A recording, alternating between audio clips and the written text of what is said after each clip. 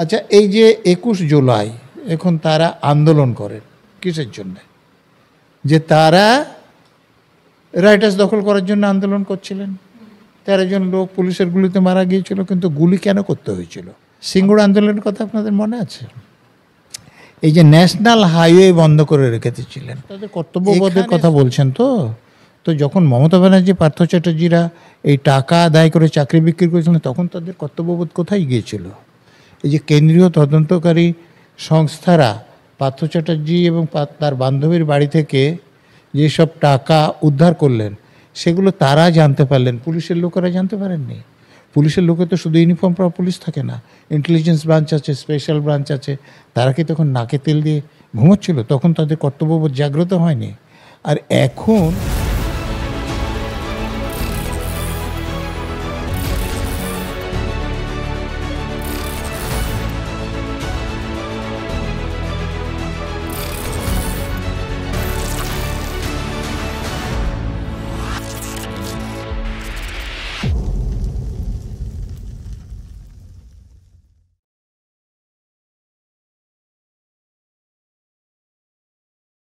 Supreme কোর্টের যে 3 তারিখের রায় ছিল, সেটা যদি আপনারা দেখেন, যে সিবিআই যাদের অবৈধভাবে নিযুক্ত হয়েছেন বলে চিহ্নিত করেছিল, তাদের ব্যাপারে অর্ডার ছিল যে তারা সুদ সমেত যে বেতন নিয়েছেন সেটা ফেরত দেবেন, এবং নতুন যে নিয়োগ প্রক্রিয়া হবে তাতে তারা অংশগ্রহণ করতে পারবেন না। এখন আপনারা যে ভাতা দেওয়ার কথা বলছেন, আমি তাদের ঘোষণা এবং মুখ্যমন্ত্রীর কথাও শুনেছি, কোথাও পরিষ্কার নয় যে তারা বলছেন যে যাদেরকে সিবিআই চিহ্নিত করেনি আপনারা একমাত্র তাদেরকেই ভাতা দিচ্ছি।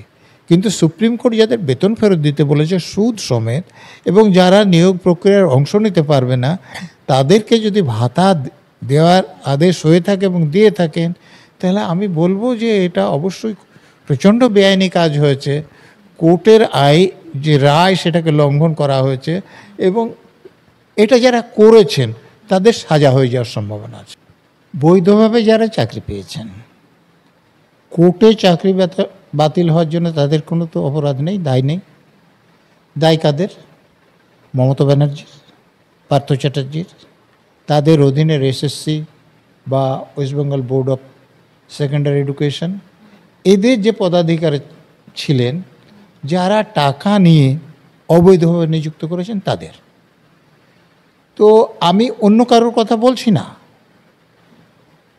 যে এই রাজ্যের শাসক দলের যিনি সাধারণ সম্পাদক মুখপাত্র, তিনি টিভি ইন্টারভিউ কি বলেছেন, যে এইরকম যে টাকা আদায় করে চাকরি দেওয়া হচ্ছে এটা পার্টির কাছে খবর ছিল। পার্টির সর্বোচ্চ নেত্রীকে মমতা ব্যানার্জি, মন্ত্রিসভার সর্বোচ্চ পদে কে আছেন? মুখ্যমন্ত্রী মমতা ব্যানার্জি। যদি এই যিনি মুখপাত্র তিনি মিথ্যে কথা বলে থাকেন, তার বিরুদ্ধে কোনো ব্যবস্থা নেওয়া হয়েছে? ব্যবস্থা যখন নেওয়া হয়নি, তার মানে তিনি সত্যি কথা বলেছেন। তাহলে সত্যি কথা যদি বলা হয়, তাহলে মমতা ব্যানার্জি টাকা আদায় করছিলেন, অন্তত টাকা আদায়ের কথা ব্যাপারটা জানছিলেন, কিন্তু সেটা বন্ধ করেননি। তাহলে তিনি কি তার লক্ষ্মণ রেখা মেনেছেন? আচ্ছা, এই যে 21 জুলাই এখন তারা আন্দোলন করেন কিসের জন্য? যে তারা রাইটার্স দখল করার জন্য আন্দোলন করছিলেন। 13 জন লোক পুলিশের গুলিতে মারা গিয়েছিল, কিন্তু গুলি কেন করতে হয়েছিল? আমি অন্য লোকের কথা বলছি না। এখন যিনি সে দলের এমপি, একসময় মন্ত্রীও ছিলেন, তিনি হোম সেক্রেটারি হিসেবে হাইকোর্টে একটা হলফনামা জমা দিয়েছিলেন। আপনি তাদেরকে জিজ্ঞেস করুন তো, যে কটা গাড়ি ভাঙচুরের কথা সেই হলফনামায় আছে, কটা বাস আগুন দিয়ে পোড়ানোর কথা সেই হলফনামায় আছে, কজন পুলিশ অফিসারকে আহত করার কথা সেই হলফনামায় আছে, কতটা সরকারি সম্পত্তি নষ্ট করার কথা সেই হলফনামা আছে, কটা ব্যারিকেড ভেঙে রাইটার্স দখল করার জন্য এগুলোর কথা সেই হলফনামায় আছে।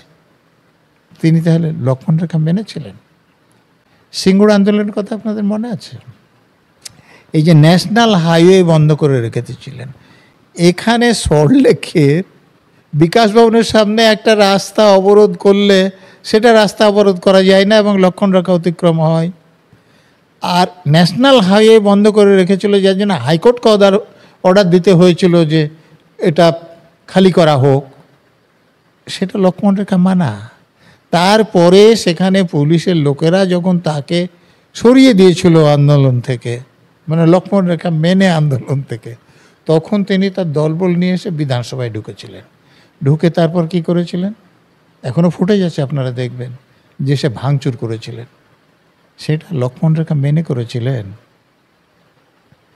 তো যিনি কোনোদিন লক্ষ্মণ রেখা মানেননি, পুলিশ অফিসারদের মুখে কালি লাগিয়ে দিয়ে লক্ষ্মণ রেখা, পুলিশ অফিসের চেয়ারে বসে পড়া লক্ষ্মণ রেখা, রাইটার্সে গিয়ে ধর্ণা দেয়া লক্ষ্মণ রেখা পালন করা, তো উনি এসব কথা বলেন কি করে? সামান্যতম লজ্জাবোধ থাকলে বলতেন না। পেতে যদি না থাকতো তাহলে তিনি পুলিশ মন্ত্রী, তার অধীনের পুলিশরা গিয়ে যাদের বিনা দোষে চাকরিটা গিয়েছে, পরিবারকে কী করে তারা চালাবেন সেটা তারা বুঝতে পারছেন না। সেই রকম লোকদের ওপর ওই চোখে মেরে এমনভাবে ব্যান্ডেজ করার ব্যবস্থা করতেন না যে একটা চোখ দেখাই যাচ্ছে না, কারণ হাঁটুতে মেরে হাঁটুটা ভেঙে দিতেন না, বা একটা লোককে 4 জন পুলিশ মিলে লাঠিচার্জ করতেন না, চ্যাংদোলা করে তুলে নিয়ে চলে যেতেন না। এগুলো যদি সহানুভূতি দেখানো হয় তাহলে আমার মনে হয় কোনো মন্তব্য করা উচিত নয়। আর আপনি বলছেন আইন মানার কথা। সুপ্রিম কোর্ট তো বলে দিয়েছিল যে যাদেরকে সিবিআই চিহ্নিত করেছে যারা অবৈধভাবে চাকরি পেয়েছে তাদের সুদ সমেত টাকা ফেরত দিতে হবে এবং নিয়োগ প্রক্রিয়ায় তারা অংশগ্রহণ করতে পারবেন না।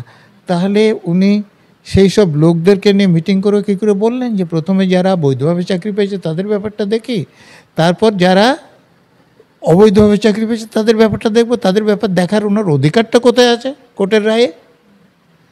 এখন উনি ভয় পাচ্ছেন। দেখুন, তৃণমূলের কিছু নেতার বিরুদ্ধে হাইকোর্টে কন্টেম্পটের রুল জারি হয়েছে এবং তাদের বিরুদ্ধে মামলাও হয়েছে। এখন কড়া কথা বলে নিয়ে হাইকোর্টকে এমন অসন্তুষ্ট করতে চাইছেন না জজ সাহেবদের যাতে ওনার বিরুদ্ধেও কন্টেম্পট হয়। না হলে উনি যখন রায় ওনার পক্ষে যায় তখন বলে যে কোর্ট খুব ভালো, ন্যায় বিচার হয়েছে। যখন রায় বিপক্ষে যায় তখনই উনি যত রকমের আপত্তিজনক মন্তব্য করে থাকেন। তো উনি যে কোর্টের কথা মানতে খুব সহজে বলছেন সেটা নয়। আপনি রিভিউ পিটিশনের কথা বলছেন, তো রিভিউ পিটিশন তো অনেক আগে ফাইল করা যেত।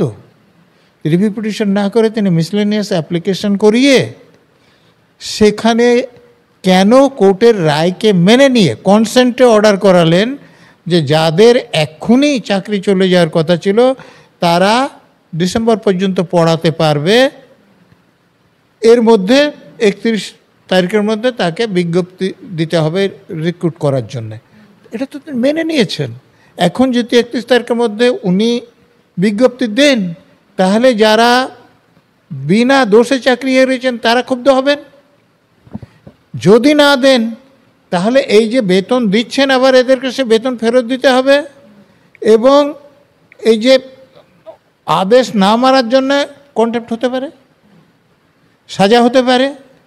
অতএব তাকে আইনজীবীরা আমি আশা করছি যে এই ব্যাপারটা বুঝিয়েছেন যে এখন উল্টো পাল্টা বললে অসুবিধা হতে পারে, সেই জন্যে উনি খুব হাইকোর্টের আইন মানতে শুরু করেছেন। যে কন্টেম্পট অফ কোর্ট তো মুখ্যমন্ত্রী নিজে করছেন, এবং দ্বিতীয় কথা যেটা, রাজ্য সরকারকে বিশ্বাস করবে যে রাজ্য সরকারের পক্ষ থেকে এখন শিক্ষামন্ত্রী জেলে বসে আছে? বিশ্বাস না করার কারণ আপনি কি বলছেন? পার্থচাত্রীর বাড়িতে এবং তার বান্ধবীর বাড়িতে যখন রেড হয়েছে কত কত কোটি টাকা উদ্ধার হয়েছে, কত কোটি টাকার মহামূল্যবান রত্ন উদ্ধার হয়েছে। তো এরকম লোকদেরকে আপনি বিশ্বাস করবেন তো কাকে বিশ্বাস করবেন? মমতা ব্যানার্জি জানতে পাচ্ছেন যে লোক টাকা আদায় করে চাকরি বিক্রি করছেন, মমতা ব্যানার্জি সেটা বন্ধ করেননি, তো তাকে যদি বিশ্বাস না করবেন আপনি কাকে বিশ্বাস করবেন? আপনি হাইকোর্টের single bench, division bench, supreme court সকলে বলেছে যে কারা বৈধভাবে নিযুক্ত হয়েছেন তাদের তালিকাটা দিয়ে দিন। যদি তারা তালিকা দিতেন তাহলে চাকরি বাতিল হতো না। তালিকা দেননি বলে চাকরি বাতিল হয়েছে। তো যারা তালিকা না দিয়ে চাকরি বাতিল করেছেন তো তাদেরকে বিশ্বাস না করে আপনি কার উপর বিশ্বাস করবেন? তো তারা যেসব কাজকর্ম করেছেন তাতে তাদেরকে অবিশ্বাস করার তো কোনো উপায় নেই, আপনাকে বিশ্বাস করতেই হবে। মমতা বন্দ্যোপাধ্যায় চাকরিহারাদের উদ্দেশ্যে বলছেন, আমার যখন অধিকার নেই কাউকে বাধা দেওয়ার, তখন আপনিও আমাকে বাধা দিতে পারেন না। আইনি লড়াই লড়ুন, সরকার পাশে থাকবে।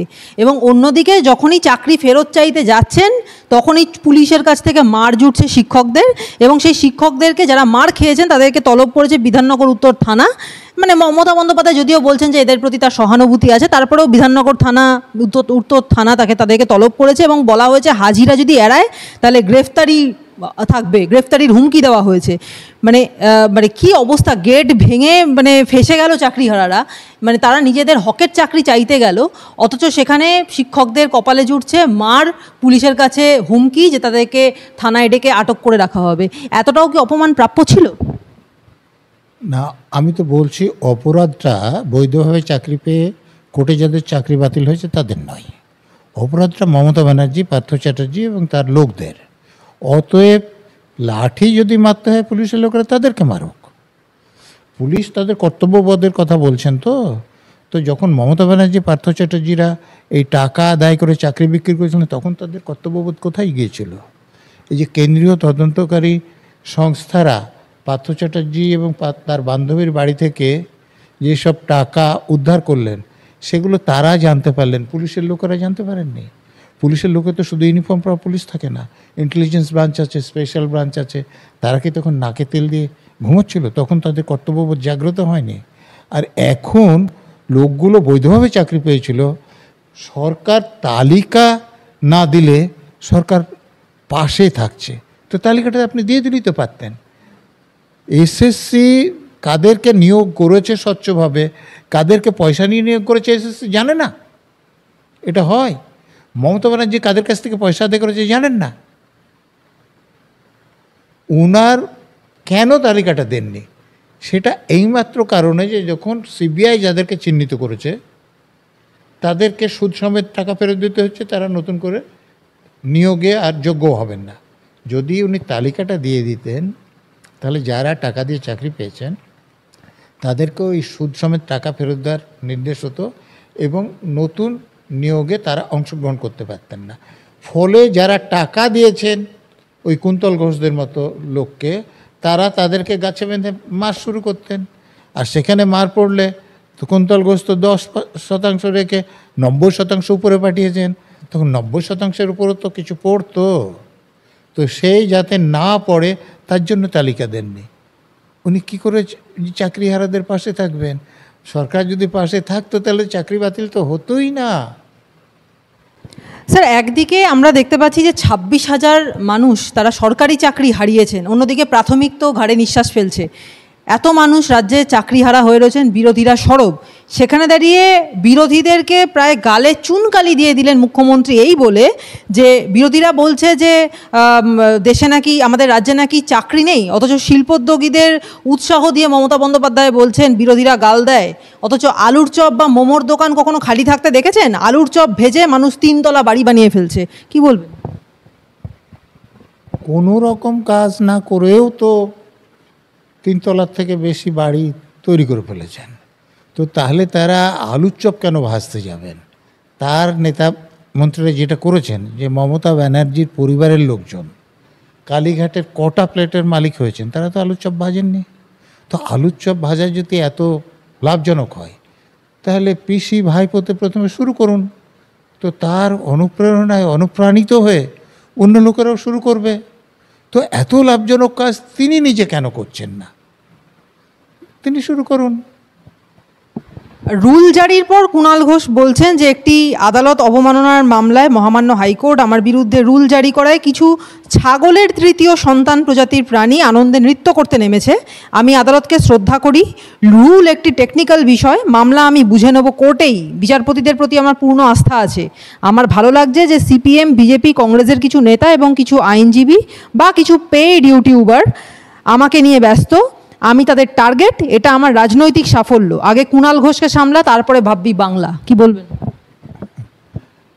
আপনি যার কথা জিজ্ঞেস করছেন তার সঙ্গে কথা একদম না বললেই ভালো হয়, কারণ তার পূর্ব ইতিহাস আপনারা জানেন। আমি শুধু এই মামলাটার কথা বলবো। কিছু লোক অভিযোগ করেছিলেন, হাইকোর্টে একটা নোটিশ ইস্যু করেছিলেন। তো তাদের কাছে তো সুযোগ ছিল যে তারা হাইকোর্টে জানাতে পারতেন যে আমরা এরকম কিছু বেআইনি কাজ করিনি, যাতে আদালত অবমাননা হয় না। তারা কিছু করেননি, কোনো হলফনামা জমা দেননি। ফলে আদালত বুঝেছে, তাদের কাছে রুল ইস্যু করেছেন। তা আপনারা এবার গিয়ে দেখান যে আপনাদের কেন সাজা হবে না। তো এই নিয়ে তো অত উচ্চবাচ্য করার কিছু নেই। কোর্টে মামলা করা তো যে কেউ করতে পারে। তো যারা করেছেন, আপনাদের পক্ষ আপনারা সমর্থন করেননি, সেটা করেননি কেন সেটা আপনি বলুন।